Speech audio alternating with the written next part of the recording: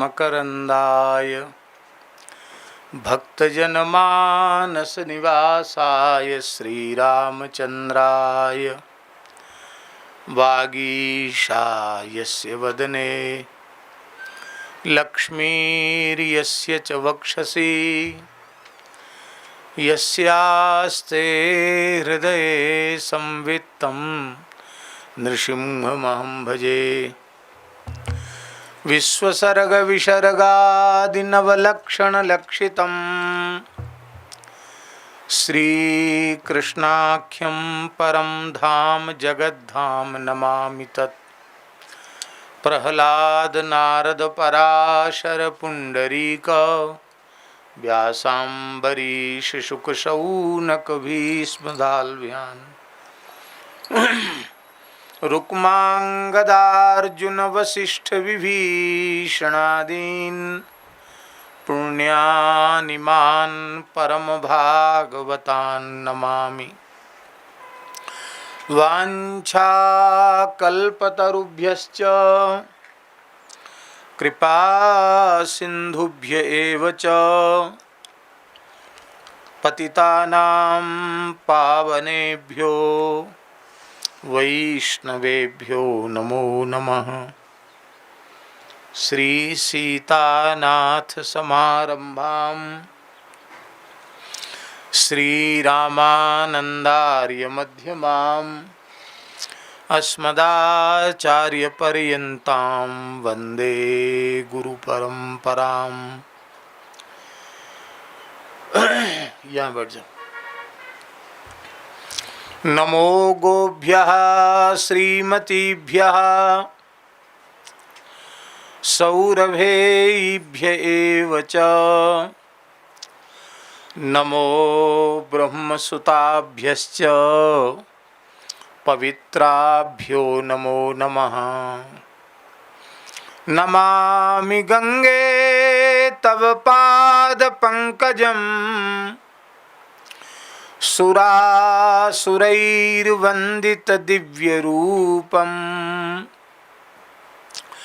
भुक्तिं च मुक्तिं च ददासि नित्यं भावानुसारेण सदा नराणां। विष्णुपादाब्ज संभूते गंगे त्रिपथगामिनी ब्रह्मद्रवेति विख्याते पापं मे हर जाह्नवी। विश्वेशं माधवं डुण्डिं दन्दपाणिं च भैरवं वन्दे काशीं गुहां गंगां भवानीं मणिकर्णिकाम्।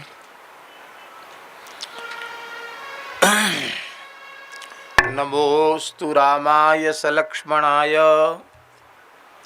देव्यै च तस्यै जनकात्मजायै। नमोस्तु रुद्रेन्द्रयमानिलेभ्यो नमोस्तु चन्द्रार्कमरुद्गणेभ्यः। श्रीमन्तं श्रुतिवेद्यमद्भुतगुणग्रामाग्र्यरत्नाकरम्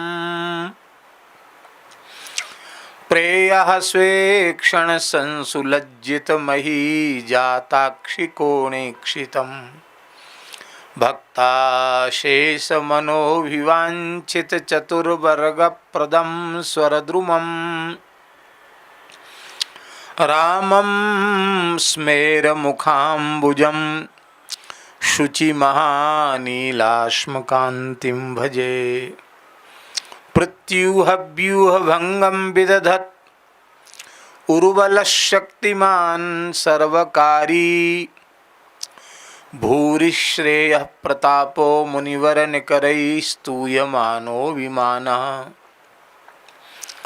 रक्षो दैत्यादिनाशी क्षुभितजलनिधिर्लोकजिल्लोकमान्यो धन्यो नो मंगलौघं सपदि सकुरुताद् रामशस्त्रास्त्रसंघः। ऐश्वर्यं यदपांगसंश्रयमिदं भोग्यं दिगीशैर्जगच्चित्रं चाखिलमद्भुतं शुभगुणा वात्सल्यसीमा च या विद्युत्पुञ्ज समान कांतिरमित क्षांति सुपदमे क्षणा दत्तान्नोखिल संपदो जनकजा राम प्रिया सानिशम दत्तान्नोखिल संपदो जनकजा राम प्रिया सानिशम। भक्त भक्ति भगवंत गुरु चतुर नाम बपुएक इनके पद वंदन किए नाशें विघ्न अनेक। बंदौ गुरु पद कंज कृपा सिंधु नर रूप हरि महामोह तम पुंज जासु बचन रवि कर निकर। श्री राम जय जय राम।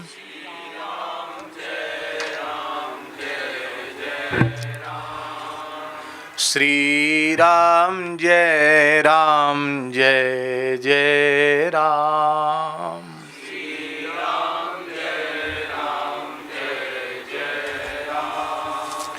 श्री राम जय जय राम।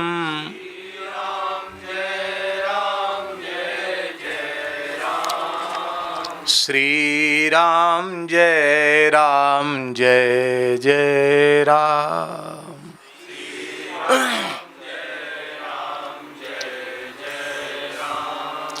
सीताराम जय सीताराम।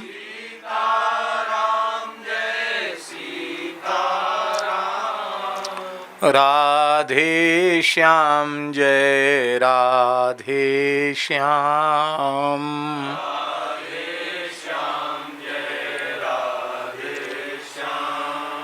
जय जय श्यामा जय जय श्याम।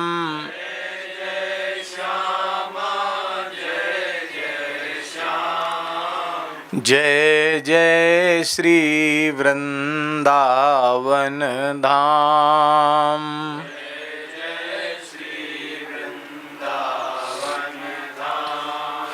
जय गौ माता जय गोपाल।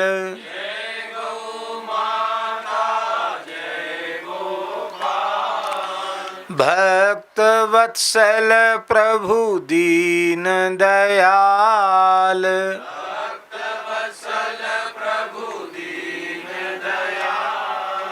जय सिया राम जय जय हनुमान।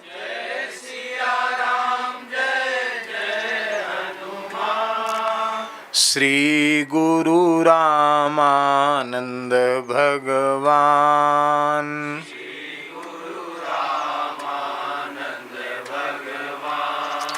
श्री राम जय जय राम।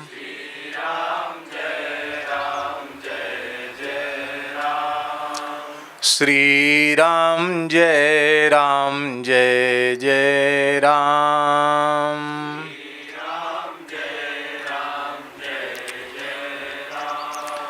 श्री त्रिभुवन पावनी पतित पावनी भगवती श्री भागीरथी गंगा की जय।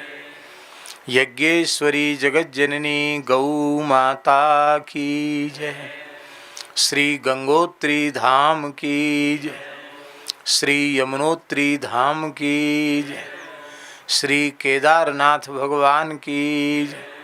श्री बद्री नारायण भगवान की जय। श्री तुलसी महारानी की जय। श्री वृंदावन धाम की जय। श्री यमुना महारानी की जय। श्री गिरिराज महाराज की जय। यज्ञेश्वरी जगज्जननी गौ माता की जय। अखिल गोवंश की जय। श्री सूरश्याम गोधाम की जय।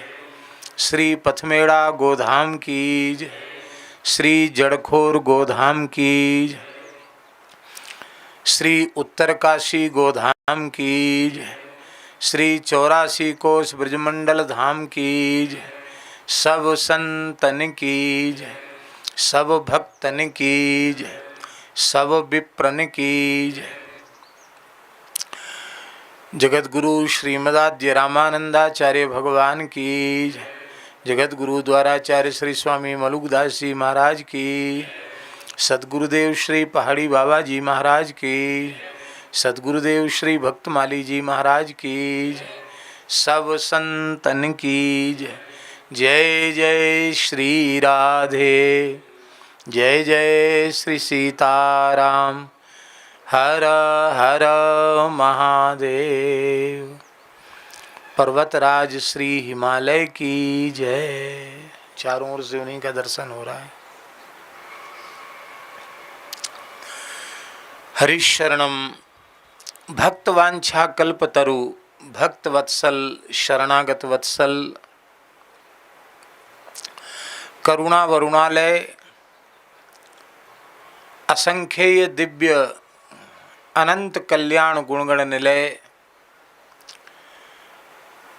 श्री सीताराम जी महाराज की महती कृपा करुणा से हम आप सबको धर्म प्राण भारतवर्ष की पवित्र पुण्य धरा पर देव दुर्लभ मानव जन्म प्राप्त हुआ है और मानव जन्म का सर्वोत्कृष्ट फल सत्संग भी भगवत कृपा से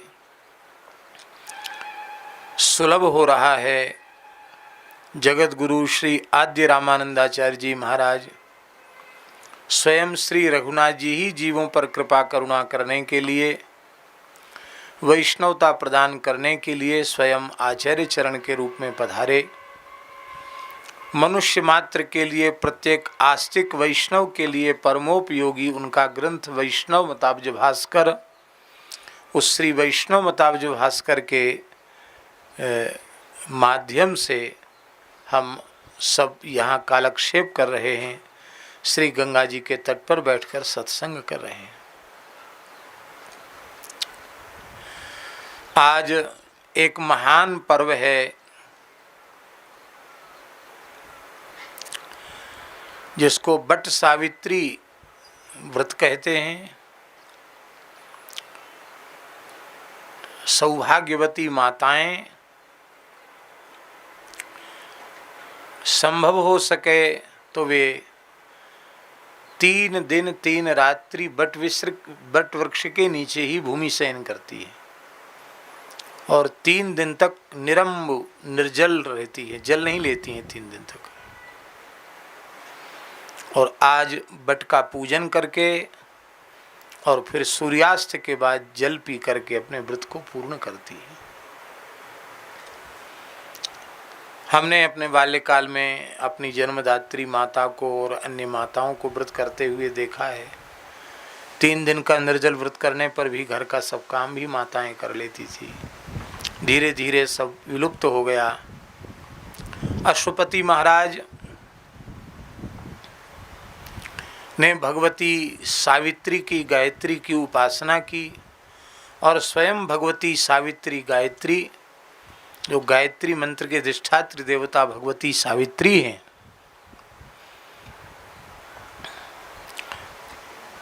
वे प्रत्यक्ष प्रकट भई और उन्होंने एक अंश से उनके यहाँ सतीत्व की स्थापना के निमित्त कन्या के रूप में अवतरित होने का वरदान अश्वपति महाराज को प्रदान किया। और वे ही सावित्री के रूप में, जिसको सती सावित्री कहा जाता है। आजकल भी लोग कहते हैं अरे बड़ी सती सावित्री है। नाम सावित्री नहीं है, पर किसी पवित्र पतिव्रता नारी को कहना होता है तो आज भी हम लोग कहते हैं सती सावित्री। क्या कहते हैं? सती सावित्री। सावित्री का सतीत्व में बहुत अद्भुत चरित्र है जो उनके सतीत्व को ख्यापित करता है।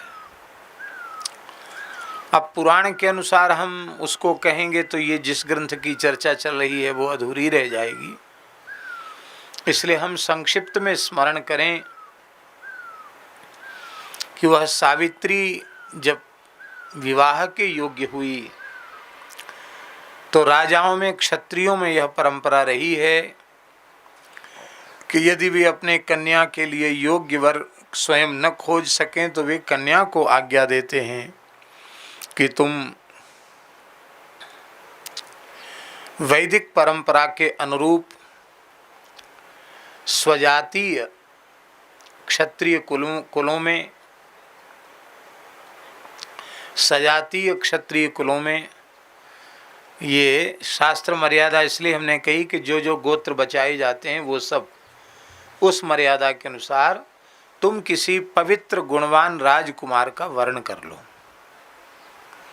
ये राजकन्याओं में ये परंपरा रही है। ब्राह्मण कन्या के लिए आज्ञा नहीं है स्वयं वर्ण की, किंतु क्षत्रिय कन्या के लिए और राजकन्या के लिए आज्ञा है, वह भी पिता माता की आज्ञा से, स्वतंत्र आज्ञा। भारतीय कन्या को स्वतंत्र रूप से किसी भी पुरुष को वर्ण करने की भारतीय परंपरा में, भारतीय संस्कृति में कोई आज्ञा नहीं है, कोई विधान नहीं है।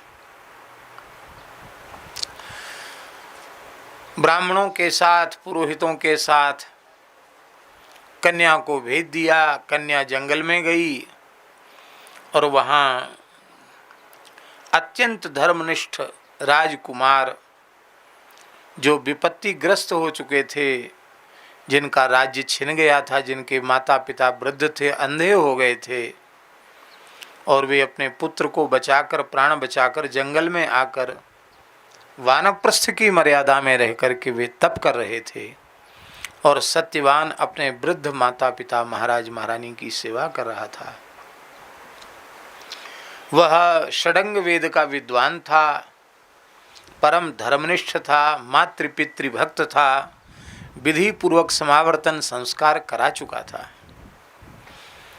ऐसे अत्यंत दिव्य, रूपवान, शीलवान, गुणवान, सदाचारी वर को देखकर सावित्री का मन प्रसन्न हो गया और सावित्री ने कुल गोत्र आदि की जानकारी पुरोहित के माध्यम से करवाने के बाद प्रस्ताव किया और सत्यवान के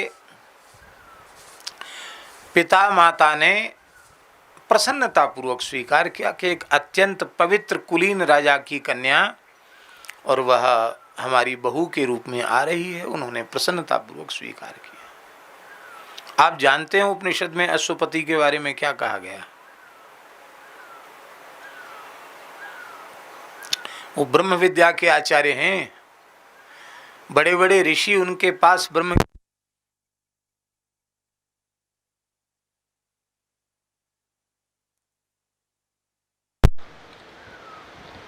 ज्ञान लेने जाते हैं और ऋषि ज्ञान लेने की इच्छा से अश्वपति के पास आते हैं और अश्वपति उनका चरण धो करके उनकी पूजा और उनको भेंट अर्पित करना चाहते हैं। ऋषि अस्वीकार कर देते हैं। जब क्या लाइट चलेगी क्या?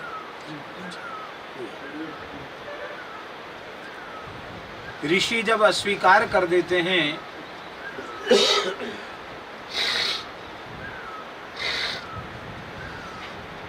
तब अश्वपति महाराज कहते हैं कि महाराज, मैं एक पवित्र धर्मनिष्ठ क्षत्रिय हूँ, आप मेरे आतिथ्य को क्यों स्वीकार नहीं कर रहे? राजा का अन्न ग्रहण नहीं करना चाहिए, राजा का जल नहीं ग्रहण करना चाहिए, क्या इस कारण से आपको संकोच हो रहा है?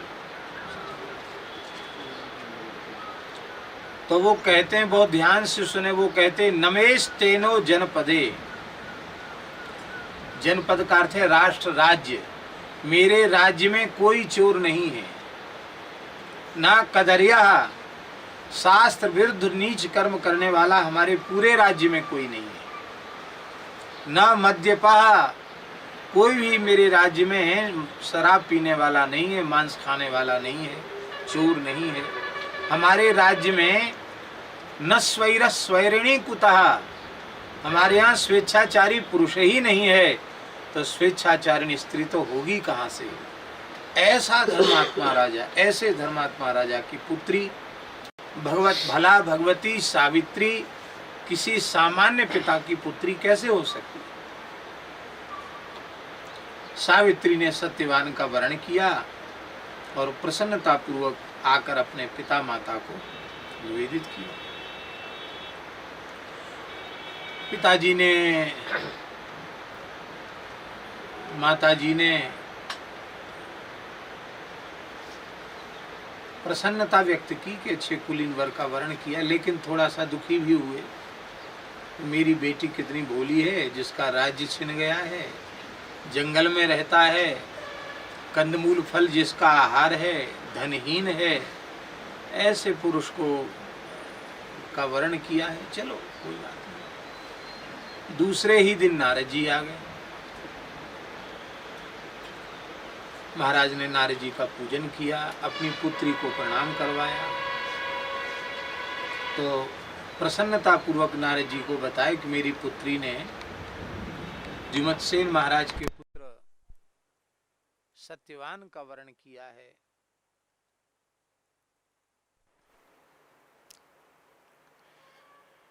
तो नारद जी किंचित ध्यानस्थ हो गए और बड़े दुखी होकर के उन्होंने नारायण नारायण नारायण। महाराज क्या बात बोले, कोई बात नहीं, अब तो आपकी बेटी ने वर्ण कर ही लिया तो मैं क्या कह सकता हूँ। नहीं नहीं महाराज बताओ। बोले जिसका वर्ण किया है ना तुम्हारी पुत्री ने, उसकी आयु केवल 1 वर्ष शेष है। 1 वर्ष बाद वह मृत्यु को प्राप्त हो जाएगा। अब तो और अधिक दुख हो गया। नारद जी तो चले गए कह के, सही बात कह के चले गए। महात्मा तो सत्य बोलते हैं, बुरी भली जिसको लगे। नारद जी तो कह के चले गए और महल में अत्यंत शोक छा गया। पिता माता ने अत्यंत स्नेहपूर्वक कहा कि बेटी जब तक पाणी ग्रहण नहीं होता है तब तक कुछ नहीं, अभी तो केवल आपने मन से ही तो वर्ण किया है, अब तुम किसी दूसरे राजकुमार का वर्ण कर लो। यह सुनते ही सावित्री ने अपने कानों पर हाथ रख लिया और कहा, भारतवर्ष की पवित्र धरती पर जन्म लेने वाली कन्याएं, उनका मन और उनकी वाणी और उनकी क्रिया, इनमें भेद नहीं होता है, वो मन वाणी क्रिया से एक होती हैं। मैंने धर्मशास्त्र की विधि का उल्लंघन नहीं किया है, आपकी आज्ञा प्राप्त करके मैंने चयन किया है। अब वह हमारा पति अल्पायु हो या दीर्घायु हो, धनहीन हो या धनवान हो, गुणहीन हो या गुणवान हो, रूपवान हो या रूपहीन हो, इससे कोई प्रयोजन नहीं। अब वे ही मेरे प्राण जीवन धन हैं, मैंने अपना सर्वस्व उन्हें अर्पित कर दिया है। आप पुनर्विचार करके मुझे बाध्य न करें, अन्यथा मैं प्राणों का विसर्जन कर दूंगी। पर अन्य किसी भी पुरुष का वर्ण में अब नहीं कर सकती, स्वप्न में भी। महाराज प्रसन्न हुए कि बेटी चलो, महासती है बेटी, और विधि पूर्वक विवाह किया। सावित्री ने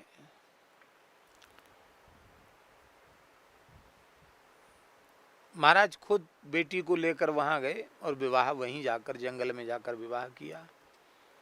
बहुत कुछ दान दहेज देना चाहते थे, किंतु सत्यवान ने उसे स्वीकार नहीं किया।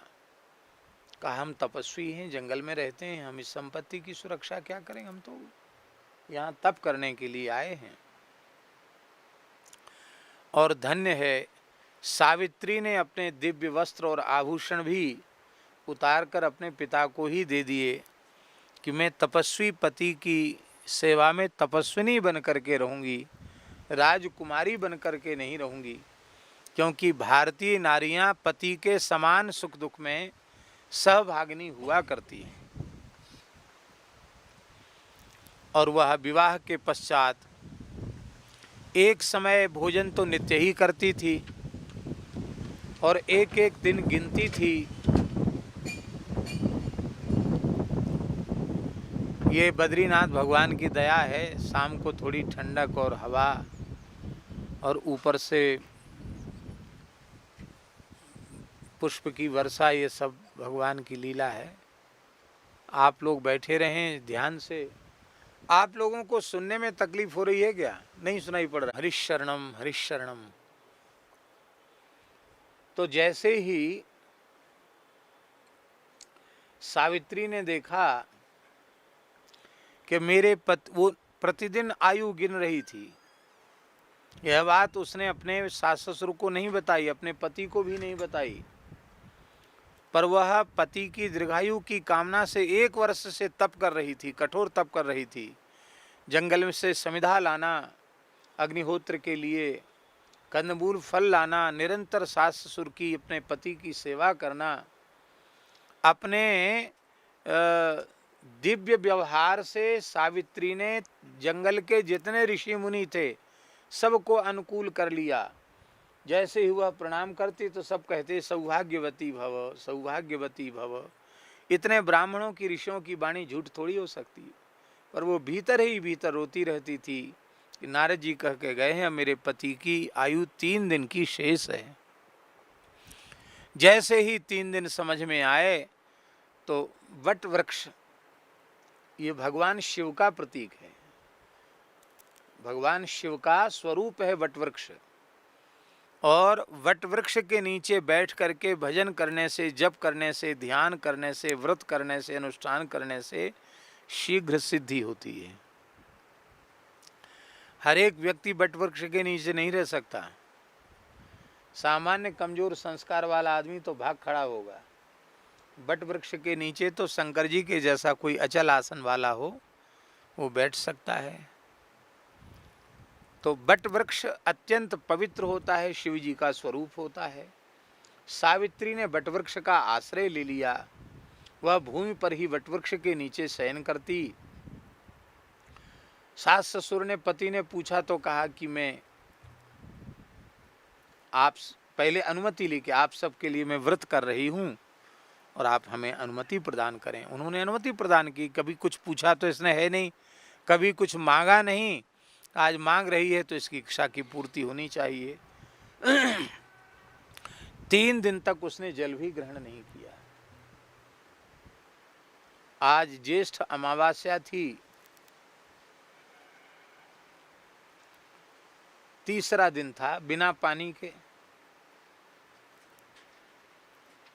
तो सत्यवान ने कहा कि यज्ञ के लिए हम लोग समिधा लेके आते हैं। तो कुल्हड़ी लेकर के वो सूखी समिधा, सूखी लकड़ी, यज्ञ समिधा लेने के लिए सत्यवान जाने लगे। तो सावित्री ने अपने सास ससुर को प्रणाम करके कहा कि आप कृपा करके हमें आज्ञा दे दें, रोके नहीं। आज मैं इनके साथ जंगल में जाना चाहती हूँ। कहा बेटी बड़े बड़े हिंसक जीव हैं, भय करो। बोले नहीं, इनके साथ हमको कोई भय नहीं होगा, आप केवल आज्ञा प्रदान करें।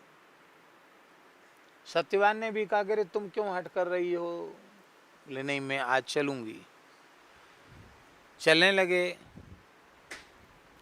थोड़ी लकड़ी काटी, सूखी लकड़ी, और उसी समय सत्यवान के मस्तक में भयंकर पीड़ा शुरू हुई। वह वृक्ष से उतर के नीचे आ गए और बोले देवी मैं अस्वस्थता का अनुभव कर रहा हूँ, मेरे प्राणों में खिंचाव हो रहा है, लगता है कि मुझे पता नहीं कैसा लग रहा है, लगता है कि मैं अब जीवित नहीं रह पाऊँगा। ये तो समझ रही थी कि आज 3रा दिन है, बात सच्ची होने वाली है। तो उसने कहा कि आप घबराएं नहीं, आप अपने स्वरूप का स्मरण करें और आप थक गए हैं, आप विश्राम करें। तो सत्यवान ने सावित्री की गोद में अपना मस्तक रख लिया और वो सो गए। सो गए कहें अथवा ये कहें उस कष्ट में मूर्छा जैसी स्थिति हो गई, जो भी कहें, वस्तुतः वो मूर्छा ही थी। उसी समय सावित्री ने देखा कि एक श्याम वर्ण के महापुरुष जिनके शरीर से बहुत दिव्य प्रकाश निकल रहा है, काले रंग के हैं, काले रंग का ही विशाल भैंसा है, उस पर वो सवार हैं, बड़ा विकराल उनका स्वरूप है और उनके हाथ में एक पाश है।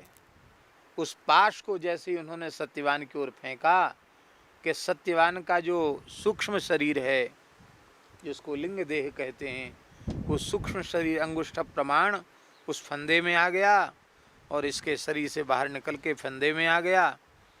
और तो उसको देख कर के सावित्री ने पूछा कि भगवान आप कौन हैं, आप क्या कर रहे हैं? उन्होंने कहा बेटी मैं धर्मराज यमराज हूँ,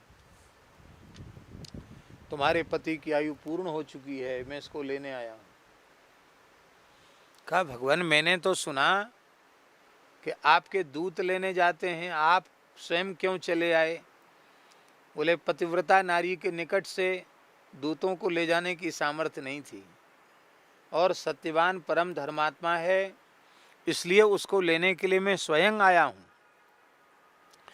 वो अपनी पाद रज से यमलोक को धन्य करता हुआ स्वर्गादि लोकों को प्राप्त करेगा।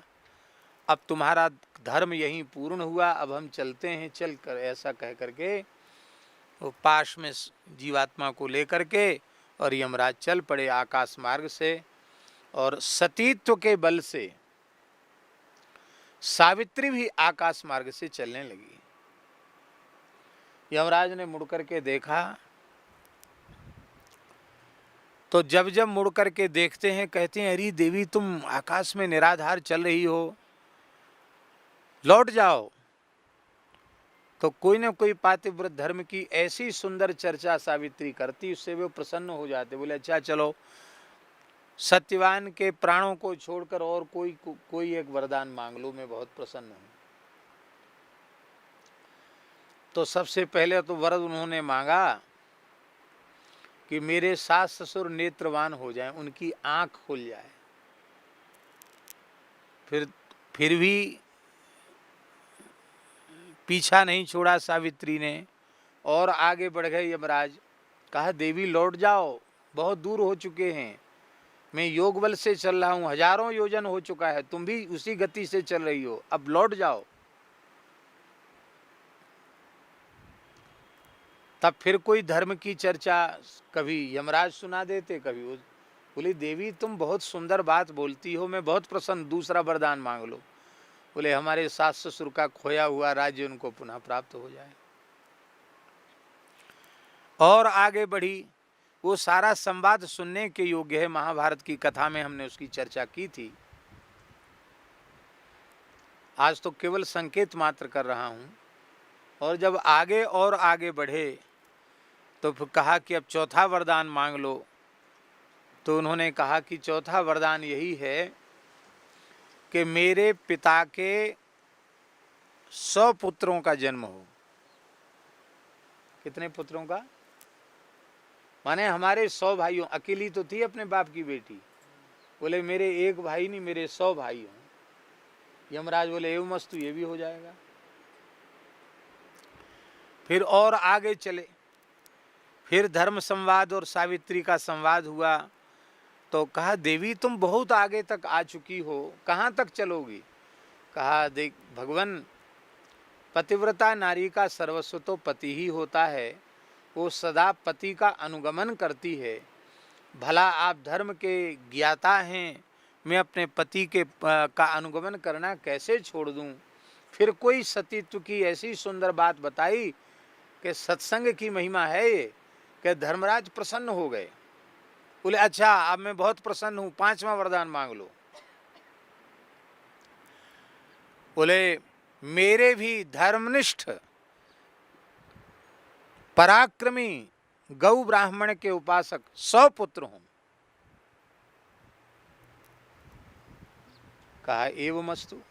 फिर लिए जाने लगे, फिर पीछा नहीं छोड़ा। कहा अब क्यों पीछे आ रही हो? बोले मैं सती नारी हूं, आपने मुझे 100 पुत्र होने का वरदान दिया है, अब मेरे पति को तो आप ले जा रहे हैं, मेरे शरीर का, पति का मृत शरीर पड़ा है बेटवृक्ष के नीचे, पेड़ के नीचे जंगल में, तो आपकी बात झूठी हो जाएगी, धर्मराज की बात झूठी हो जाएगी, और सती के साथ छल करने से माने सती का अपराध हो जाएगा, सती नारी का। वो यमराज समझ गए कि अरे हम तो भूल ही गए, कैसी एवमस्तु कह दिया भाव में भर के, ये बात बिल्कुल ठीक कहती है। बोले तेरे पति को मैं 400 वर्ष की आयु प्रदान करता हूँ। क्या कहा? और ले जाओ। जैसे ही फंदे से छोड़ा, सावित्री अपने सतीत्व से तत्काल पति के देह के निकट उपस्थित हो गई और फिर से सिर गोद में रख लिया। थोड़ी देर बाद सत्यवान उठे, बोले देवी ये कौन सा काला काला पुरुष आया था, बड़ा विकराल था, भैंसे पर सवार था, कहीं वो ही मृतात्माओं के स्वामी भगवान यमराज धर्मराज तो नहीं थे। और उसने सब बात, बोले देखो आपको कोई सपना अपना आया है, आपकी तबीयत ठीक नहीं है, आप ज़्यादा बोलो नहीं, और लकड़ी का बोझ और कंदमूल फल भी अपने पीठ पर लाद लिए सावित्री ने, और सत्यवान को कहा कि तुम हमारे कंधे का सहारा ले लो, घर चलो। वहाँ पहुँच गई, प्रणाम किया। रात हो गई थी, तो बट के नीचे रात्रि को पहुंची, तो फिर रात्रि में ही बट का पूजन किया। शाम को ही, आज बट सावित्री है ना, बट का पूजन किया और फिर किसी को पीड़ित नहीं किया, वहीं विश्राम करने लगे। आश्रम के परिसर में ही बट था, वो जंगल ही था वहाँ। तो प्रातःकाल सूर्योदय होते ही पिता माता की नई दृष्टि आ गई, सबको दिखने लग गया। उधर वो जो जिसने अन्यायपूर्वक उनके राज्य पर अधिकार कर लिया था, उनको मंत्रियों ने और परस्पर विरोध हो गया और मार डाला, वो समाप्त हो गए। और पूरी प्रजा प्रातःकाल ही महाराज से प्रार्थना करने आ गई कि आप अब महाराज हैं, आप चलो। तो गाजे बाजे से चले गए और इनके 100 भाई हुए। तो ऐसी अद्भुत सती नारी सावित्री, सती सावित्री। आज सती सावित्री का पवित्र चरित्र सुनने से आजन्मकृत संपूर्ण पाप नष्ट हो जाते हैं। दुर्भाग्य है भारतवर्ष का कि अब सती सावित्री की महिमा क्या है और सतीत्व क्या है, यह पाठ आज की बालिकाओं को नहीं पढ़ाया जाता है। और सतीत्व की, पातिव्रत धर्म की तो घोर उपेक्षा हो रही है। और उसका दुष्परिणाम क्या है? उसका दुष्परिणाम यह है कि आज हम प्रातःकाल भ्रमण में गए थे, तो मैंने एक बात कही थी स्वामी शुद्धानंद जी से, आपने भी सुनी होगी कि नहीं सुनी पता नहीं, ये भी थे सुनी कि नहीं सुनी। हमने ये कहा था कि बहुत उच्च कोटि के जीवन मुक्त महापुरुष थे, बड़े भगवत भक्त और बड़े ज्ञानी महापुरुष थे श्री स्वामी संपूर्णानंद जी महाराज। बहुत अच्छे संत थे, हमारे ऊपर बड़ा स्नेह था उनका। तो एकांत में बैठकर बहुत अद्भुत अद्भुत बात उनके मुखारविंद से हमको सुनने को मिलती थी। और कहते थे कि अरे स्वामी जी बहुत विलंब से आए हो। मैं अपने हृदय की सब बातें आपको बताना चाहता हूँ, लेकिन अब तक मेरे जीवन में ऐसा कोई व्यक्ति ही नहीं है जिससे मैं बात हृदय से खोल के कर सकूं। अब तो समय बहुत कम रहा, 106 वर्ष की आयु में भगवत धाम गए। तो उन्होंने कहा कि सिद्ध लोक में अनेक दिव्य आत्माएं ऐसी हैं जो हमारे संपर्क में हैं, जो मुक्त हैं, उनको बंधन नहीं है, पर संसार के जीवों के प्रति उनका इतना अधिक दया भाव, करुणा का भाव है कि वे इस धरती पर जीव जगत के कल्याण के लिए जन्म लेना चाहती हैं, आत्माएं। लेकिन वे जन्म नहीं ले पा रही हैं। क्यों? क्योंकि जिन पवित्र पिता माता के माध्यम से उनको जन्म मिलेगा, ऐसे पवित्र पिता माता धर्मनिष्ठ सदाचारी पतिव्रता नारी के गर्भ से ही तो जन्म लेंगे, सदाचारी पुरुष के द्वारा ही तो जन्म लेंगे। तो ऐसे पवित्र दंपति सदगृहस्थ नहीं प्राप्त हो पा रहे हैं जिससे कि वे महापुरुष प्रकट हों। और उन्होंने दुख रोते हुए कहा, आंख भर आई संपूर्णानंद जी महाराज की, कहा देखो इस गृहस्थाश्रम को बचा लो, हमसे का उपदेश के माध्यम से, नहीं तो महात्माओं का जन्म बंद हो जाएगा। और महात्माओं का, महत्पुरुषों का जन्म बंद हो जाएगा तो फिर संसार का घोर विनाश हो जाएगा। आज एक प्रसिद्ध है ना संतों में कि आग लगी आकाश में झरझर गिरत अंगार, संत न होते जगत में तो जर जातो संसार। हर काल में महात्मा हुए हैं, हर काल में, कोई समय ऐसा नहीं जो महात्माओं से शून्य हो, सभी कालों में महात्मा हुए हैं। लेकिन वर्तमान समय कुछ ऐसा चल रहा है, आधुनिकता का युग, कि महात्माओं में भी जिनमें वैराग्य हो, भगवान के चरणों में अनुराग हो, भगवत प्राप्ति की व्याकुलता हो और रहनी जिनकी साधु के जैसी हो, ऐसे संतों का दर्शन धीरे धीरे कठिन होता चला जा रहा है। ऐसे संत अब दुर्लभ होते चले जा रहे हैं। जिनकी रहनी संत की है, ऐसे संत धीरे धीरे अब दुर्लभ होते चले जा रहे हैं। श्री वृंदावन बिहारी लाल की, श्री सती सावित्री माता की, श्री सत्यवान की, श्री बट सावित्री व्रत की। आज बट वृक्ष का दर्शन जरूर करना चाहिए। और स्पर्श के योग्य तो बहुत छोटा वृक्ष है, लेकिन आप लोग चाहेंगे तो यहाँ बगल में छोटा सा बट वृक्ष लगा। यहाँ ठंड के मारे होते नहीं हैं, बहुत सर्दी पड़ती है ना सर्दियों में, तो होते नहीं है। हो जाए एक बार लग जाए तो फिर हो जाता है। तो एक बार तो जैसी आराम जैसा लगा था, लेकिन अब वो पुनः पल्लवित हो रहे हैं, शायद हो जाएंगे, भगवान की कृपा से बड़े हो जाएंगे। तो आज बट वृक्ष का दर्शन भी करना, जो जाली में है, छोटा बट का पौधा है। पिछली बार जब आए थे श्राद्ध पक्ष में तो उस समय यहाँ लगाया था उसको। उस दिन भी अमावस्या ही थी जब लगाया था इस वृक्ष को, और आज भी अमावस्या। हाँ, एक बात और हम कह दें, फिर आगे की चर्चा करेंगे। वो बात ये है कि शहरों में और गांवों में भी अब ऐसा शुरू हो गया है। माताएं जो लोग व्रत करती हैं वो बट की डाली मंगवा लेती हैं। ओ महाराज, आज के दिन बट वृक्ष का भारी संहार हो जाता है। ले डाली काट काट के ले आते हैं, बस उसी की पूजा घर में कर लेती हैं। वो तो पूजा ऐसी भाई कि कोई कहे कि हम गुरुजी के बड़े भक्त हैं, गुरुजी के पैर काट के घर में ले आएंगे, वहीं गुरुजी की चरण पूजा कर लेंगे। तो वो पाद पूजक न होकर पाद छेदक माना जाएगा। अमावस्या पूर्णिमा को किसी भी वृक्ष का पत्ता भी तोड़ने से ब्रह्म हत्या का पाप लगता है। इसलिए लोगों को जानकारी नहीं है और आलस्य है। दूसरी बात, प्रमाद ही धर्म का नाशक है, इसलिए प्रमाद नहीं करना चाहिए। बट वृक्ष के नीचे जाकर पूजन करना चाहिए, वट वृक्ष का स्पर्श करना चाहिए और बट वृक्ष की परिक्रमाएं करनी चाहिए। बोलो बट सावित्री व्रत की जय। अब हम जो ग्रंथ की चर्चा कर रहे थे उसकी शुरू करते हैं। अथोच्यते वैष्णव भेद ईप्सितो ज्ञातुं च ते विष्णुपरायणैर्जनैः सुवेदिनीयो बहुधा प्रियोत्तम सुनिश्चितो विज्ञवरैर्महर्षिभिः।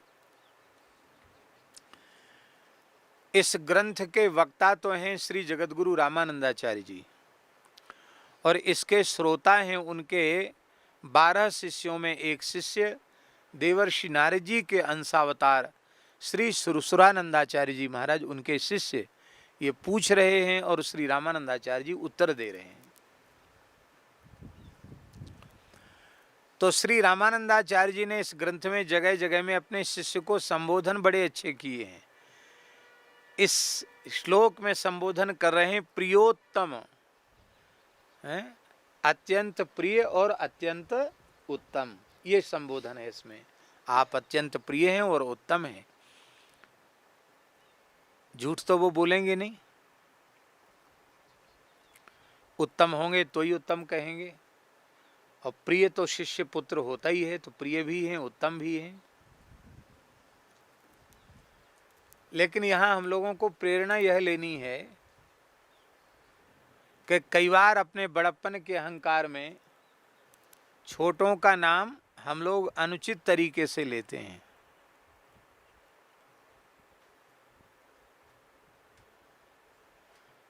तू तड़ा करके बोलना, बिना आदर के नाम लेना, छोटी छोटी बात पर उनको फटकारने लग जाना, तो यह एक शोभनीय बात नहीं है, अशोभनीय बात है।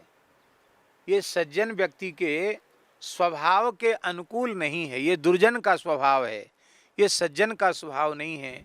नौकर के साथ भी, सेवक के साथ भी और मीठी वाणी का प्रयोग करना चाहिए, आदर सूचक शब्दों का प्रयोग करना चाहिए, क्योंकि भले ही वह नौकर है पर उसके भीतर भी भगवान ही विद्यमान है, परमात्मा सर्वत्र विद्यमान है। किसी का भी तिरस्कार भगवान का तिरस्कार है और किसी का भी आदर भगवान का आदर है। तो शिष्यों का भी तिरस्कार नहीं। हमारे यहाँ परमहंस जी हैं, एक बहुत अच्छे महात्मा मलुक पीठ में, परमहंस जी महाराज, उनके सामने कोई बिना और श्री जी का किसी का नाम ले ले, फिर उसकी खैर नहीं है, उसको बहुत डांटेंगे। गुरुजी ने यही सिखाया है। राम जी, आप विचार नहीं करते हैं? आपके गुरुजी ने आपको यही सिखाया है। जैसे मान लो आपका नाम श्री पुरुषोत्तम दास जी है, कोई पुरुषोत्तम और परमन जी के कान में पड़ जाए तो परमन जी फिर चैन नहीं लेने देंगे। इतने बड़े हो गए, ऐसे नाम लेते हैं।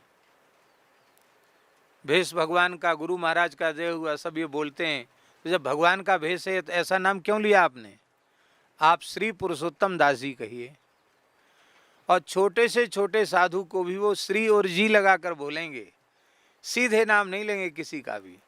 फिर गुरुजनों का नाम तो कैसे, बहुत मर्यादा से गुरुजनों का नाम लेना चाहिए। तो अपने से छोटों का भी आदर करना चाहिए, उनका भी तिरस्कार नहीं करना चाहिए। देखो, विष्णु सहस्त्र नाम में, भगवान के सहस्त्र नामों में एक पंक्ति है, अमानी मानदो मान्यः लोकस्वामी त्रिलोकधृक्। अमानी, भगवान कैसे हैं? अमानी। अमानी माने मान सम्मान की इच्छा, पूजा प्रतिष्ठा की कामना उनके मन में नहीं है। अमानी मानदः, अमानी है और मान देने वाले हैं, सबको मान देने वाले हैं। जो अमानी नहीं होगा वो किसी को मान नहीं देगा, उसका अपना ही पेट कभी भरने वाला नहीं। चाहे जितना सम्मान करो, उसका पेट तो भरना ही नहीं, तो दूसरे को देने के लिए उसके पास सम्मान कहाँ है? इसलिए जो स्वयं अमानी होगा वही दूसरों को सम्मान देगा, और जो अमानी होगा दूसरों को सम्मान देगा वही मान्य होगा। तो भगवान कहते हमारे नामों से शिक्षा ग्रहण कर लो, यदि तुम्हें मान्यता भी चाहिए तो अमानी हो जाओ और सबको सम्मान देना सीख लो, तो तुम्हें सम्मान अपने आप प्राप्त होने लग जाएगा। पानी आ रहा है, हैं? अच्छा, तो हे प्रिय उत्तम सुरसुरानंद, भगवान की इष्ट की पूजा विधि का हमने जो तुमको वर्णन किया है, उस पूजा विधि के वर्णन के पश्चात अब विज्ञवरैः श्रेष्ठ विद्वान महर्षियों के द्वारा सुनिश्चित जो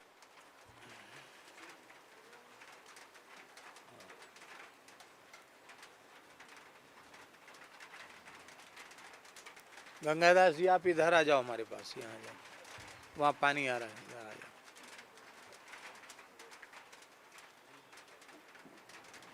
जय विराजो।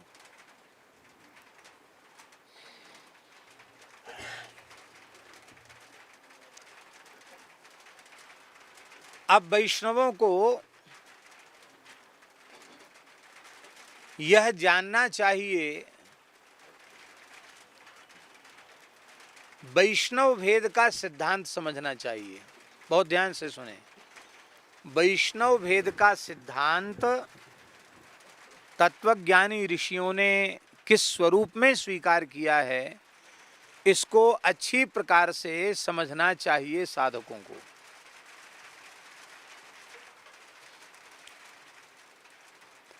अब देखो, वैष्णव भेद माने क्या है?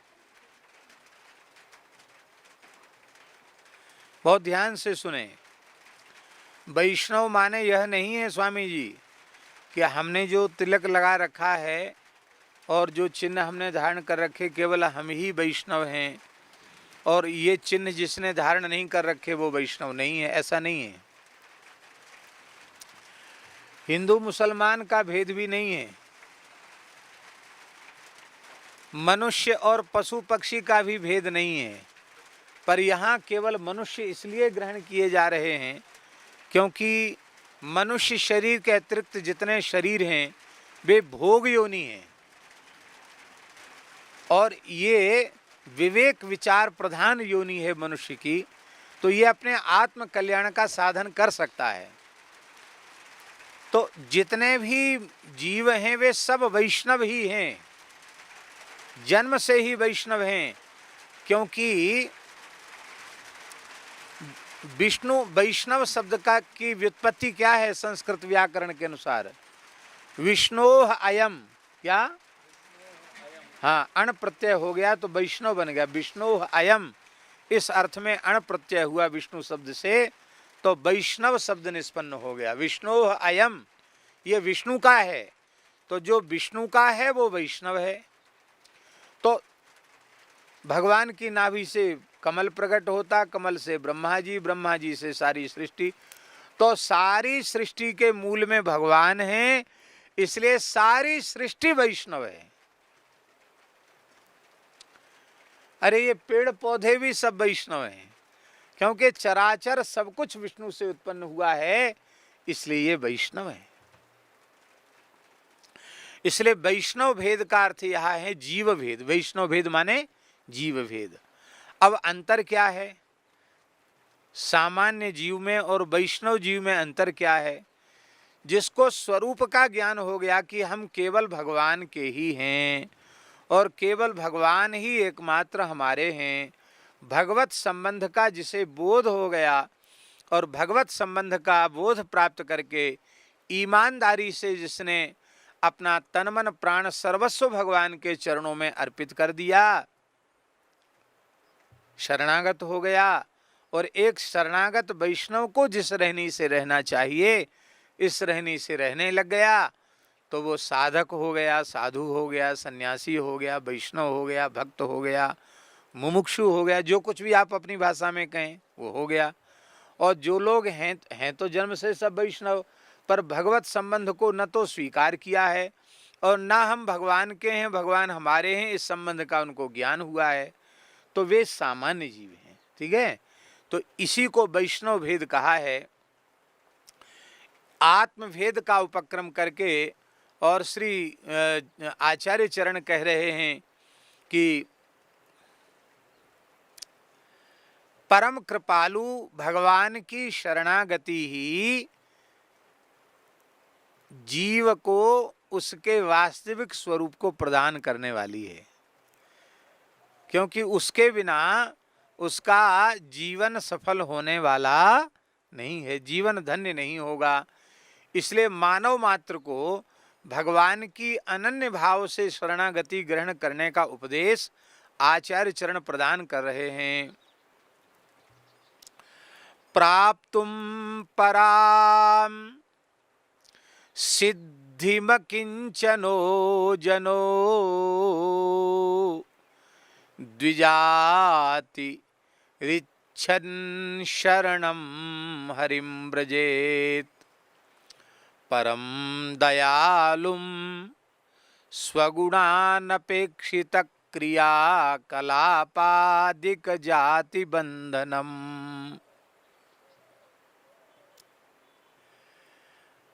भगवान के भक्त का सबसे पहला लक्षण है अकिंचन। क्या लक्षण है?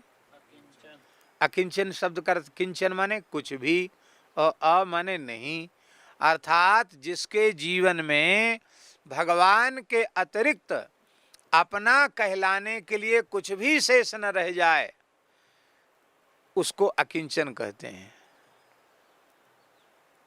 गरीब को, निर्धन को किंचन नहीं कहते हैं। किसको कहते हैं किंचन?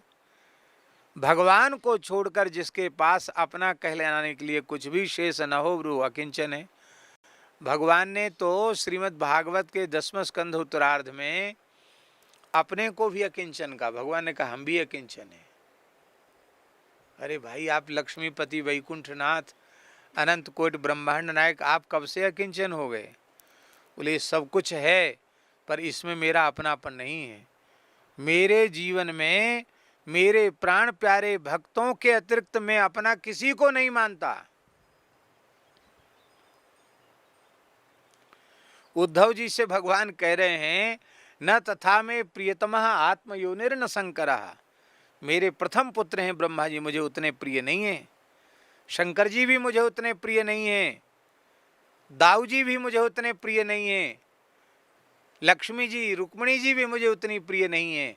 हे उद्धव, तुम मुझे जितने अधिक प्रिय हो। इसका मतलब क्या है? इसका मतलब ये थोड़ी कि शंकर जी और ब्रह्मा जी सब प्रिय नहीं है। भगवान के कहने का अर्थ है कि मुझे सर्वाधिक प्रिय अपने भक्त हैं। तो भगवान भक्तों को छोड़कर किसी को अपना नहीं मानते, जानते, स्वीकार करते। इसलिए भगवान ने कहा मैं भी अकिंचन हूँ। और भगवान के भक्त भी मदन्यते न जानन्ति नाहम तेभ्यो मनागपि। भगवान के भक्त भगवान को छोड़कर किसी को नहीं जानते और भगवान ऐसे भक्तों को छोड़कर किसी को नहीं जानते।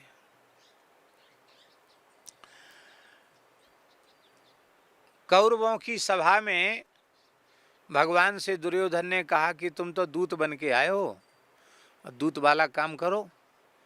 ये तुम पांडवों का इतना पक्षपात क्यों कर रहे हो? दूत को तो जो स्वामी की ने संदेश भेजा है वो सुना के चुप हो जाना चाहिए। तुम तो पूरी वकालत कर रहे हो पांडवों की तरफ से, इतना क्यों बोल रहे हो? भगवान ने कहा कान खोल के सुन लो, खास समधी है दुर्योधन भगवान का। दुर्योधन की बेटी लक्ष्मणा का विवाह भगवान के पुत्र सांब के साथ हुआ है। दुर्योधन बेटी वाला है, भगवान बेटा वाले हैं। ऐसी रिश्तेदारी भी है उनमें परस्पर। और भगवान भाई कान खोल के सुन ले, मैं सदा सर्वदा से भक्तों का पक्षपाती हूं, रहा हूं और रहूंगा। और तू कान खोल के सुन ले, सब लोग सुन ले हैं जितने लोग बैठे हैं। जो पांडवों से द्वेष करता है वह मुझसे द्वेष करता है, और जो पांडवों से प्रेम करता है वो मुझसे प्रेम करता है। भगवान इतना प्रेम करते भक्तों से, बोले यस्तान द्वेष्टि समाम द्वेष्टि। जो पांडवों से द्वेष करता मुझसे द्वेष करता, और जो पांडवों से प्रेम करता वो मुझसे प्रेम करता है। अर्थात जो भक्त से द्वेष करता है वो मुझसे द्वेष करता है, और जो भक्त से प्रेम करता है वो मुझसे प्रेम करता है। गोस्वामी जी ने भी कहा, परम अकिंचन प्रिय हरि के रे, ताते कहीं संत श्रुति टेरे। संत और वेद की ऋचाएं टेर करके, पुकार करके कह रही, भाई कहाँ जा रहे हो? बोले भगवान से मिलने जा रहे हैं, भगवत प्राप्ति के पथ पर जा रहे हैं। तो भगवान की प्राप्ति के पथ पर जाओ ये तो ठीक है, पर एक बात ध्यान से सुन लो। क्या? बोले भगवान को अकिंचन नहीं, परम अकिंचन प्रिय हैं। यदि तुम्हारी शरीर संसार में ममता है तब तुम भगवान के पथ पर चलने लायक नहीं हो। सब कहे ममता ताग बटोरी, मम पद मन ही बांध बर डोरी। सबकी ममता की रस्सी मेरे चरणों में समर्पित कर दो, किसी को छोड़ने की जरूरत नहीं है। जननी जनक बंधु सुत दारा, तन धन भवन सुहृद परिवारा। सब कहे ममता ताग बटोरी, मम पद मन ही बांध बर डोरी। सब भगवान के चरणों में अर्पित करना। तो जो अकिंचन हैं, भगवान के भक्त अकिंचन, अकिंचन क्यों हैं? एक बात तो भगवान को छोड़कर दूसरा अपना कहलाने के लिए कोई नहीं है। दूसरी बात यह है कि जो भगवान के वस्तुतः भक्त होते हैं उनको किसी साधन का आश्रय न होकर भगवान का आश्रय होता है। साधन तो वे भगवान की प्रसन्नता के लिए करते हैं। फिर से सुन लो इस बात को, जो कुछ जब तक पांच पूजा कर रहे हैं वो इसलिए कि भगवान मुस्कुरावें, क्योंकि भगवान ने ये सब करने की आज्ञा दी है, इसलिए करते हैं। न लौकिक सुख के लिए करते हैं, न स्वर्गादि लोकों के भोगों की प्राप्ति के लिए करते, कुछ नहीं, केवल भगवद मुखोल्लासार्थ भगवान की प्रसन्नता के लिए करते हैं। सहारा कर्म का नहीं, सहारा भगवान का होता है। इसी को संत श्री मलुकदास जी महाराज ने कहा कि जो कर्म का सहारा लेते हैं, भगवान का सहारा नहीं लेते, वे तो डूबते हैं, अच्छा कर्म करने के बाद भी डूब जाते हैं। साधो भाई अपनी करनी नाही, साधो भाई अपनी करनी नाही, जे करनी का करें भरोसा, जे करनी का करें भरोसा, ते जम के घर जाहीं, साधो भाई अपनी करनी नाही। करनी का भरोसा करते उनको तो जमराज के यहाँ जाना पड़ता है। बोले भाई ऐसा कैसे आप कहते हो, कर्म की तो इतनी महिमा है और आप कर्म सिद्धांत का ही खंडन कर रहे हो। बोले देख लो, हम अकाट्य उदाहरण दे रहे हैं। लक्ष्य गौदय अन्न खात थे, राजा नृग से प्यारे, पुण्य करत और जमा गवाई, ले गिरगिट कर डारे, साधो भाई अपनी करनी नाही। देखो तो सही, 1,00,000 गायों का दान करने के बाद अन्न जल ग्रहण करते थे महाराज नृग। बड़े बड़े यज्ञ किए, बड़े धर्मात्मा थे। कौन सा ऐसा धर्म का अंग है जिसको विधि पूर्वक उन्होंने हजारों हजारों बार जिसका आचरण न किया हो? एक कमी हो गई। क्या कमी? अरे वो तो ठीक है कि दूसरे ब्राह्मण की गाय गोष्ठ में आ गई, धोखे से दूसरे ब्राह्मण को दे दी, ब्राह्मणों ने झगड़ा किया, अंत में साफ दे दिया, गिरगिट हो जा, वो तो ठीक है। पर कमी सबसे बड़ी ये थी कि उन्हें भगवान का आश्रय न होकर अपने पुण्य का आश्रय, अपने कर्म का आश्रय था। यह उनके कर्म की भारी न्यूनता थी कि उन्हें भगवान का आश्रय न होकर कर्म का आश्रय था। कर्म करने वाले को भी आश्रय भगवान का ही रखना चाहिए। क्यों? क्योंकि कर्मण्येवाधिकारस्ते मा फलेषु कदाचन, भगवान की घोषणा है। कर्म पर तेरा अधिकार है, कर्म फल मेरी मुट्ठी में है, इसलिए मिलेगा तो हमारी इच्छा से ही है, इसलिए भगवान का आश्रय रखना चाहिए। और भी अनेक उदाहरण हैं जिन उदाहरणों से सारी बात ठीक से समझनी चाहिए। और भी इस पद में कई उदाहरण दिए हैं। बहुत भारी पतिव्रता थी अहिल्या, बहुत से बड़े बड़े व्रत किए, तप किए, दान किए उसने, अहिल्या ने। और कहते हैं गौतम नारी बड़ी पतिव्रता, बहुते कीने दाना, करनी कर बैकुंठ न बैठी, काहे भई पसाना। पत्थर की क्यों बन गई? करनी का भरोसा था, एक चूक थोड़ी सी हो गई, उससे पत्थर बनना पड़ा। इसलिए साधो भाई अपनी करनी नाही, करनी भगवान का आश्रय। तो ईमानदारी से जो भगवान के भक्त, बहुत ध्यान से सुने इस बात को, ईमानदारी से जो भगवान के भक्त होते हैं, न तो उन्हें कर्मयोग का आश्रय होता है, न उन्हें ज्ञान योग का आश्रय होता है, और ना ही उन्हें भक्ति योग का आश्रय होता है। आपको सुनने करके बात कुछ अटपटी सी लग रही होगी कि चलो भाई कर्म योग तो समझ में आ गया, ज्ञान योग का भी आश्रय, भक्ति योग का भी आश्रय, फिर बचा क्या? वे ज्ञान योग, कर्म योग, भक्ति योग सब करते हैं, वे ज्ञान योग, कर्मयोग, भक्ति योग सब करते, पर उनका आश्रय नहीं होता है। उनका आश्रय भगवान होते हैं। समझ में आई बात? होता तो उनके जीवन में सब है, और अब क्या करें, समय नहीं है। नहीं तो ज्ञान योग, कर्मयोग, भक्ति योग, ये जो तीन है, कहने में तीन है, इनका परस्पर ऐसा संबंध है कि एक हो जाएगा तो दूसरा अपने, दूसरा तीसरा अपने आप बिना बुलाए उपस्थित हो जाएगा।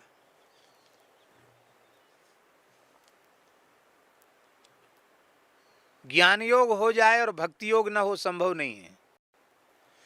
जो सबसे बड़ा ज्ञानी होगा वो सबसे बड़ा भक्त होगा, और जो सबसे बड़ा भक्त होगा वो सबसे बड़ा ज्ञानी होगा।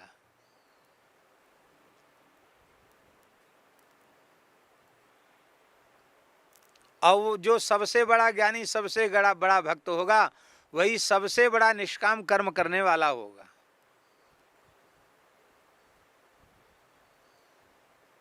तो इसलिए गीता जी को यदि हम का आश्रय लें तो ये तीनों मार्ग जीवों के कल्याण के लिए हैं। पर जिस वैष्णव में ये दीनता है कि हे प्रभु, न धर्म निष्ठोस्मि न चात्मवेदी न भक्ति मास्त्वच्चरणारविंदे अकिंचनो नन्य गति शरण्यम त्वत्पाद मूलम शरणम प्रपद्ये। हे प्रभु, मैं धर्मनिष्ठ नहीं हूँ, मेरी धर्मनिष्ठा से मेरा कल्याण हो जाएगा। आत्म तत्व का ज्ञाता भी नहीं हूँ, ज्ञानी भी नहीं हूँ, और आपके चरणों में मेरी भक्ति भी नहीं है। भगवान बोले, तुमने तो अपने कल्याण के सब रास्ते ही बंद कर दिए, अब तुम्हारा कल्याण होगा कैसे? बोले, ये भी नहीं जानता हूँ। कल्याण हो या न हो ये आप समझो, बस मैं केवल इतना जानता हूँ कि मेरे जीवन में आपके अलावा और कोई दूसरा नहीं है, हमारे आप ही अपने हो, ये मैं अच्छी प्रकार से जानता हूँ, और आपके चरणों को छोड़कर मेरी दूसरी गति नहीं है, ये भी मैं जानता हूँ। विनय पत्रिका में गोस्वामी जी ने एक पद में कहा है भगवान से, राम जी से, उन्होंने कहा कि आपको हमसे बड़ी घृणा लग रही हो तो अब आप ज़्यादा परेशान मत हो, ऐसा करो अपने जैसा कोई दूसरा खोज लो और वहाँ हमको भेज दो। अब भगवान बेचारे अपने जैसा दूसरा कहाँ से खोज के लावें? आप सरिस खोजों कहाँ जाई। भगवान के जैसे दया सागर, कृपा सागर, करुणा सागर तो भगवान ही हैं। इसका मतलब प्रभु, आपको छोड़कर मैं कहाँ जा सकता हूँ?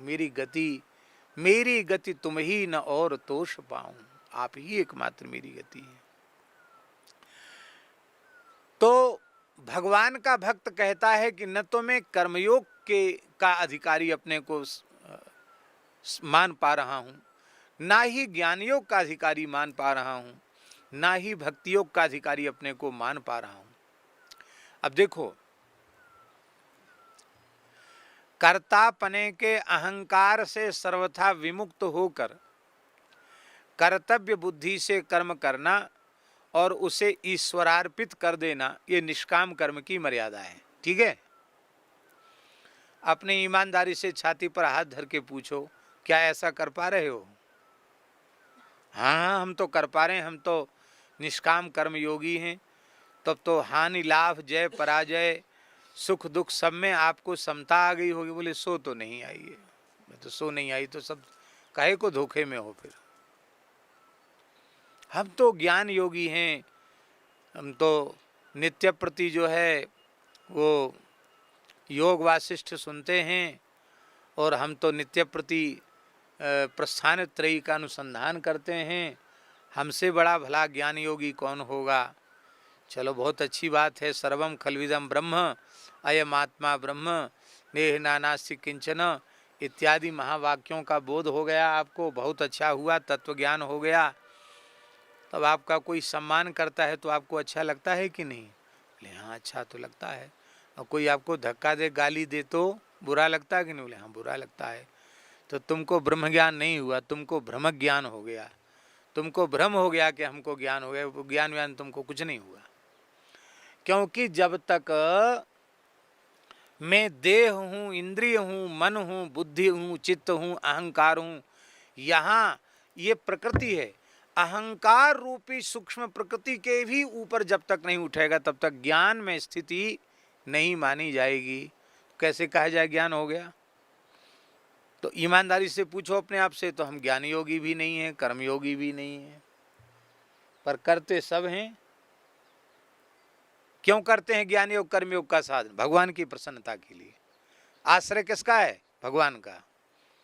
तो बोले भक्ति योग तो है। बोले नहीं, भक्ति योग भी कहाँ है, भक्ति हमसे बन कहाँ पा रही है। भक्ति की परिभाषा जानते हैं क्या है? तैल धारावत अखंड अविच्छिन्न भाव से भगवन नाम रूप गुण लीला की अखंड स्मृति का नाम है भक्ति। अब बताओ, अखंड स्मृति है कि खंड स्मृति है? माला फेरते समय भी खंड स्मृति है।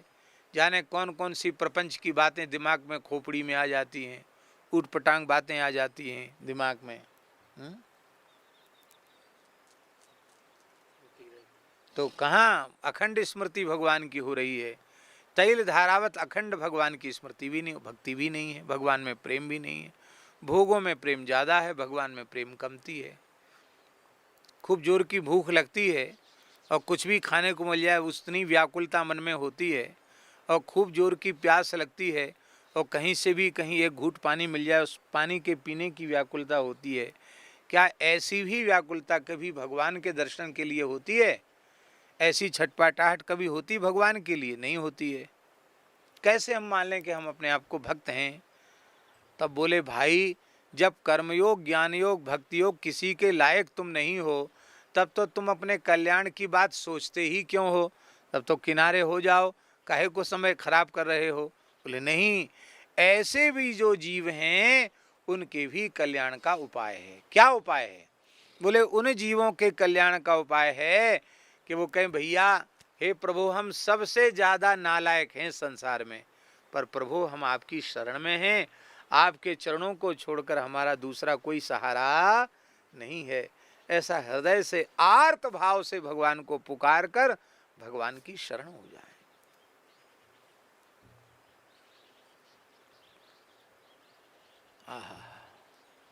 भगवान ये नहीं कहते कि हृदय से कहो, अभी तो हृदय से तो हम विशेषण लगा रहे हैं।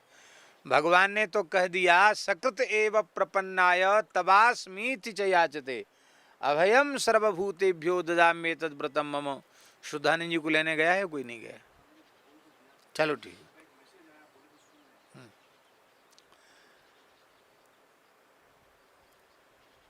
एतद मम व्रतम, यह मेरा व्रत है। क्या व्रत है मेरा? एक बार आकर जो कह देता है कि हे नाथ मैं आपका हूं, आपकी शरण में हूं, उसे मैं समस्त प्राणियों से अभय कर देता हूं, अपने आप से भी अभय कर देता हूं। ये भगवान की प्रतिज्ञा है। केवल कह दे। और सच्ची बात, ईमानदारी, गंगा जी के तट पे बैठे हैं तुलसी जी सामने, सच्ची बात यह है कि भगवान तो एक बार कोई वाणी से कह दे तो स्वीकार कर लेते हैं। भगवान ने स्वीकार कर लिया, पर हमें ही विश्वास नहीं होता कि भगवान ने हमारी शरणागति स्वीकार की अथवा नहीं की। इसी झमेले के कारण हमको शरणागति का जो रस मिलना चाहिए, आनंद मिलना चाहिए, वो नहीं मिल पा रहा है। एक बार, बार बार कहने की जरूरत नहीं, एक बार भगवान की शरण में, हे नाथ, हे मेरे नाथ, मैं आपकी शरण में हूँ, आप ही एकमात्र मेरे हैं, मैं आपकी शरण में हूँ, बस इतने से ही भगवान प्रसन्न हो जाते, भगवान स्वीकार कर लेते हैं जीव को। तो ऐसे जो कर्मयोग ज्ञान योग भक्ति योग आदि करने में भी अपने को समर्थ अनुभव नहीं करते, ऐसे वे कोई भी क्यों न हो, ब्राह्मण हो, क्षत्रिय हो, द्विजादि ही, द्विजादि ही माने, द्विजादि ही माने क्या हुआ है? द्विजाति माने होता है ब्राह्मण, ब्राह्मण क्षत्रिय वैश्य, और द्विजादि माने क्या हुआ? द्विजादि माने द्विज है आदि में जिसके, किसके आदि में है? तो चारों वर्णों में सबसे पहले कौन है? ब्राह्मण, फिर हैं क्षत्रिय, फिर हैं वैश्य और फिर हैं शूद्र। ये चार वर्ण हैं। भगवान की शरणागति के चारों वर्ण अधिकारी हैं। ऐसा नहीं कि ब्राह्मण ही अधिकारी है, चांडाल भी, अंत्यज भी भगवान की शरणागति का अधिकारी है। मनुष्य तो यह है वह कि नहीं। हाँ, बस बात इतनी है, वैष्णवता का जो नियम है उस नियम का पालन न करे तो ब्राह्मण भी दीक्षा का अधिकारी नहीं, भगवत शरणागति का अधिकारी नहीं। और नियमों का निर्वाह करे तो स्वपच कुल में जन्म लेने वाला व्यक्ति भी भगवान की शरणागति का अधिकारी है। ऐसे प्रमाण हैं हमारे पूर्वाचार्यों के, जहाँ अंत्यजों के ऊपर भी उन्होंने कृपा की है, उनको भगवान की शरणागति प्रदान की है।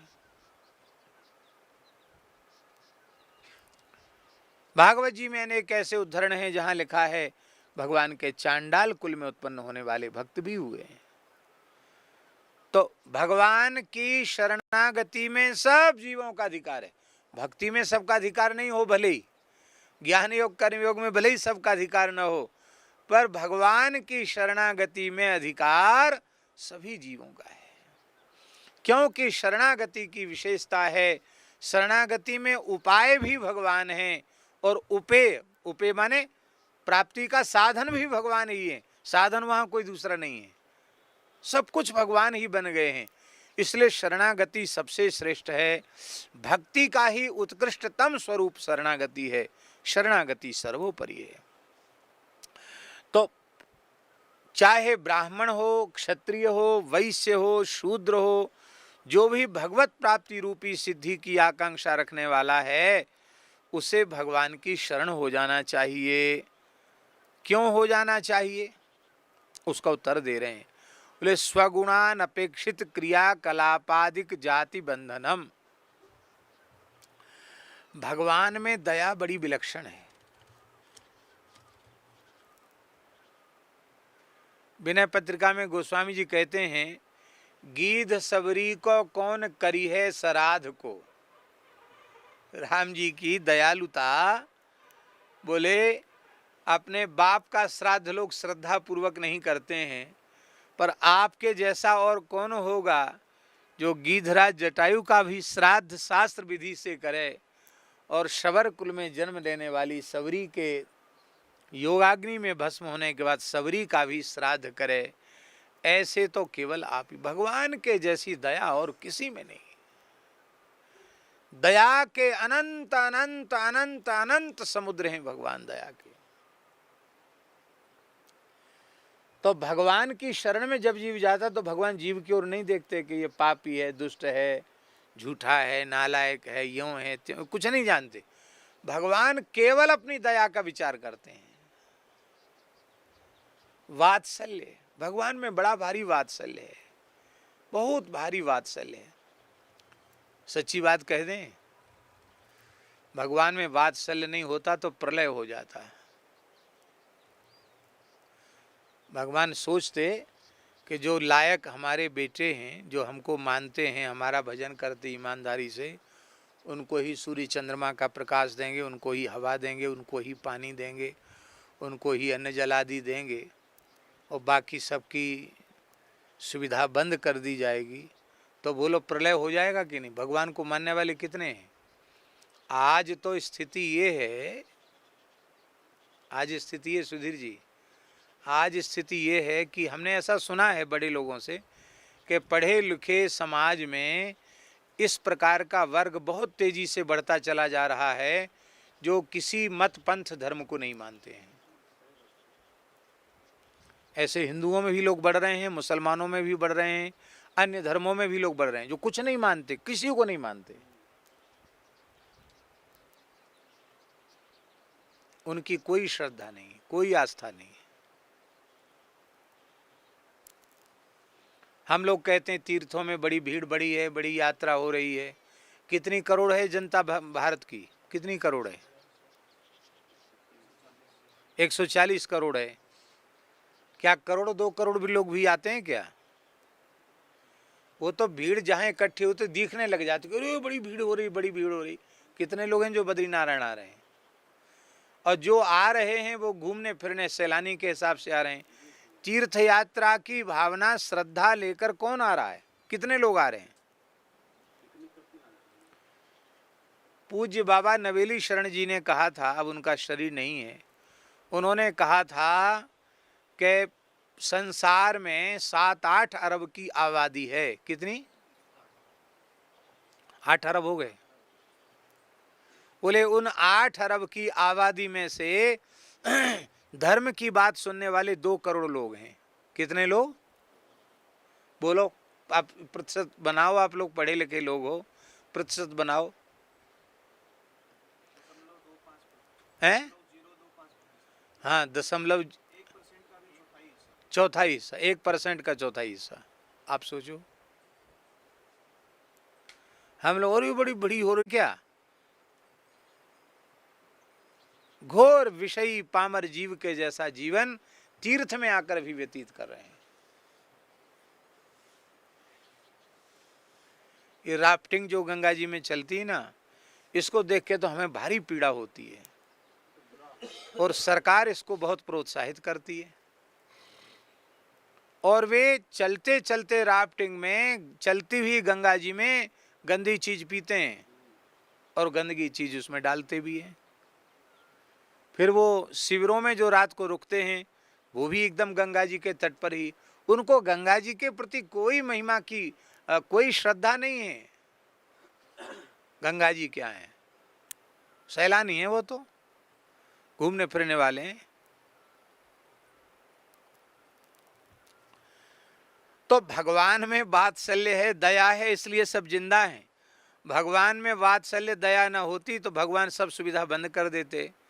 अपनी धरती जो भगवान ने हम लोगों को रहने के लिए दे रखी है, इसी को कहते लाओ भैया, वही लोग रहेंगे धरती पर जो हमको हमारा भजन करते ईमानदारी से, हमारे भगत हैं, वही रहेंगे, बाकी लोग नहीं रहेंगे। तो महाराज अब बाबा नबील शरण की बात को ही प्रमाण माने तो 8 अरब में से 2 करोड़ लोग ही रहेंगे इस धरती पर, बाकी तो सबकी सुविधा छिन जाएगी। भगवान केवल अपनी करुणा से संसार का पोषण कर रहे हैं, अपनी दया से, अपने वात्सल्य से भगवान जीवों का पोषण कर रहे हैं। और भगवान में उदारता है, बड़ी भारी उदारता है भगवान में। अच्छा एक बात बताओ, हनुमान जी में जो बल है वो कहाँ से आए? किसका दिया हुआ बल है? राम जी का दिया हुआ बल है कि नहीं? और सब बल और हनुमान जी स्वीकार भी करते हैं। ता कहूँ प्रभु कछु अगम नहीं, जा पर तुम अनुकूल, प्रभु प्रभाव बढ़वा न लही, जारी सकै खलु तूल। और वो जानते हैं कि मसकहीं करहीं बिरंच प्रभु, अजहु मसकते हीन। ये जानते हैं हनुमान जी।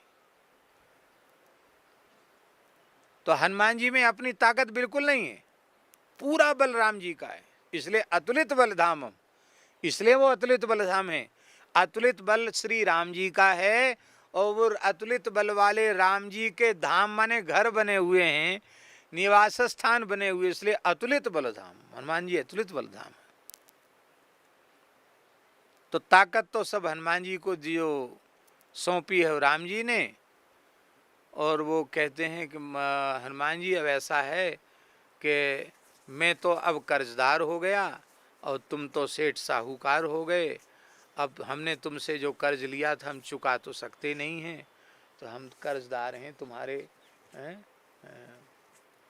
मैं तुम्हारा कर्जदार हूँ। धन की तू पत्र लिखाओ, तुम धनी हो और हम कर्जदार हैं। तुम उत्तमर्ण हो, मैं अधमर्ण हूं। हमने आपसे कर्ज लिया और हम नहीं चुका पाए, और हम धर्मात्मा हैं। हम ये चाहते हैं कि भाई अब कर्ज लेके मरना अच्छा नहीं है। तो हम कहेंगे यज्ञेश्वर दास जी अब ऐसा करो, हमको अपनी सेवा में रख लो, हम पैसा तो चुका नहीं सकते। तुम कहोगे मैला उठाओ तो हम मैला उठा देंगे, तुम कहोगे कपड़ा धो तो कपड़ा धो देंगे, पर अब हमको आप कृपा करके अब हमको ही ले लो, क्योंकि हमारे पास और कुछ देने को है नहीं। भगवान इतने करुणामय हैं, सब कुछ जीव के पास जो कुछ है भगवान का दिया हुआ है।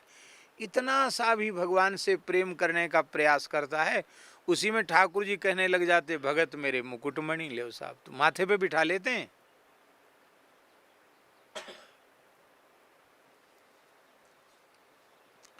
आप लोगों में सब बड़े बड़े भगवान के श्रेष्ठ भक्त हैं, पर हम ईमानदारी से अपने संबंध में कहते हैं कि हमको 24 घंटे में छटाक भर आटा भी खाने को मिल जाए, इस लायक हमारी भक्ति नहीं है, इस लायक हमारा भजन नहीं है, इस लायक हमारी योग्यता नहीं है, लेकिन भगवान की करुणा तो देखो।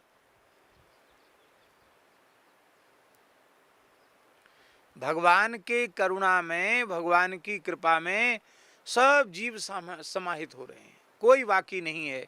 भगवान के दरबार में सबका गुजारा है। हमारे महाराज जी कहते थे, भक्तमाली जी महाराज जी कहते थे, जो दुनिया का सबसे बड़ा नालायक वह राम जी के दरबार में लायक सिद्ध हो जाता है। संसार की दृष्टि में सबसे बड़ा नालायक होता है वो भगवान की शरण में जाए तो भगवान कहते हैं ये हमारे लायक है। क्यों? किसी के लायक नहीं तो हमारे लायक है। तो भगवान की उदारता, भगवान का वात्सल्य, भगवान की दया, भगवान की जीवों पर अपार करुणा, और भगवान शरणागतों के की जाति का विचार नहीं करते, कुल का विचार नहीं करते। अरे मनुष्य की छोड़ दो, जो बंदर भालुओं का विचार नहीं करते, उनको भी अपना मित्र बना लेते हैं। जो गृध्र को भी अपने पिता के जैसा आदर दे देते हैं, उन भगवान का कोई क्या कह सकता है। भगवान विचार नहीं करते। शरणागत के गुणों की ओर, अवगुणों की ओर, जाति की ओर, उसकी योग्यता की ओर भगवान नहीं देखते। भगवान केवल अपने दिव्य गुणों की ओर देख करके जीवों पर कृपा करते हैं। ऐसे परम दयालु भगवान, जिन्होंने अपनी शरणागति में कोई बंधन ही नहीं रखा। ब्राह्मण आओ शरण में, चाहे चांडाल आओ शरण में, कोई चले आओ, राम जी सबके लिए हाथ फैला के खड़े हैं।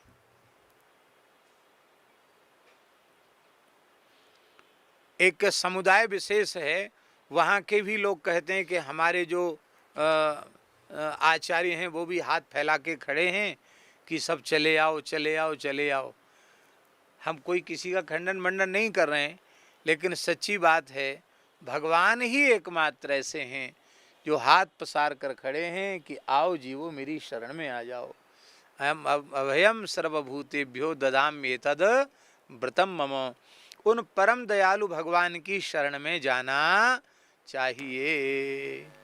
इसी में जीवन की सफलता है, इसी में जीवन की धन्यता है। यद्यपि लाइट देर से आई, लेकिन समय अधिक हो गया, इसलिए हम अपने वक्तव्य को यहीं विराम देते हैं। और आगे कल उन जीवों में दो प्रकार के जीव होते हैं, एक बद्ध होते हैं, एक मुक्त होते हैं, एक मुमुक्षु होते हैं, एक बुभुक्षु होते हैं। इनकी चर्चा और हम कल करेंगे। इससे आगे की भी संभव होगा तो थोड़ी सी चर्चा करेंगे कि मनुष्य का जन्म सफल कैसे होता है। इसकी चर्चा भगवत कृपा से हम कल करेंगे। आज यहीं विराम करते हैं। श्री राम जय जय राम, श्री राम जय, श्री राम जय जय राम,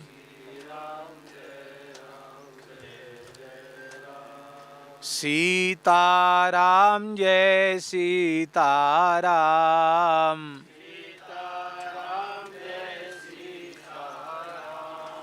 राधे श्याम जय राधे श्याम, जय गौ माता जय गोपाल,